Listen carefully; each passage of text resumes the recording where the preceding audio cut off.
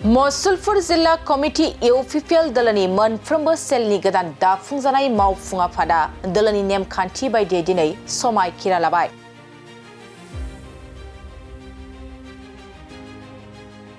बे समायखिरा फोरबोखौ मुसलपुरनि कालचारेल कमप्लेक्सआव खुंफुंनाय जायो।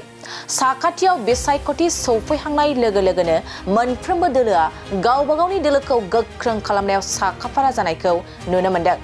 बेबादिनो मुसलपुर जिल्ला कमिटि इउपिपिएल दोलोआबो सेलफोरनि गोजाम आफादखौ सिफायनानै फैगौ बोसोरथामनि थाखाय 2024-27 गोदान मावफुं आफाद दाफुंनानै लादों।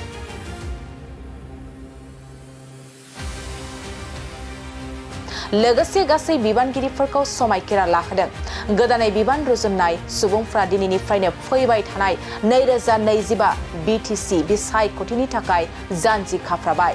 बे हाबाफारिखौ जिल्ला कमिटि इउपिपिएलआ मिरु इउपिपिएलनि सिडब्लिउसि आरो बिटिसिनि सिएसबि बर्डनि मासिगिरि डक्टर दीपक बसुमतारी, सिडब्लिउसि एब नारायण पाठक, 23 नं दिहिरा बियाबनि टिसिएलसिसिनि मासिगिरि उदय ब्रह्म बिथांमोननि आलासि महरै नुजाथिनायाव समायखिरा लानाय हाबाफारिखौ मावफुंबाय।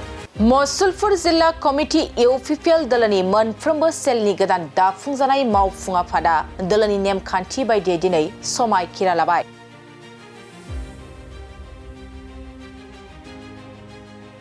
बे समायखिरा फोरबोखौ मुसलपुरनि कालचारेल कमप्लेक्सआव खुंफुंनाय जायो। साखाथियाव बिसायख'थि सौफैहांनाय लोगो लोगोनो मोनफ्रोमबो दोलोआ गावबा गावनि दोलोखौ गोख्रों खालामनायाव साखाफारा जानायखौ नुनो मोन्दों। बेबादिनो मुसलपुर जिल्ला कमिटि इउपिपिएल दोलोआबो सेलफोरनि गोजाम आफादखौ सिफायनानै फैगौ बोसोरथामनि थाखाय 2024-27 गोदान मावफुं आफाद दाफुंनानै लादों।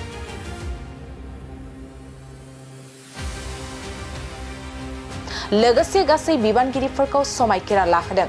गोदानै बिबान रुजुननाय सुबुंफ्रा दिनैनिफ्रायनो फैबाय थानाय 2025 बिटिसि बिसायख'थिनि थाखाय जानजि खाफ्राबाय।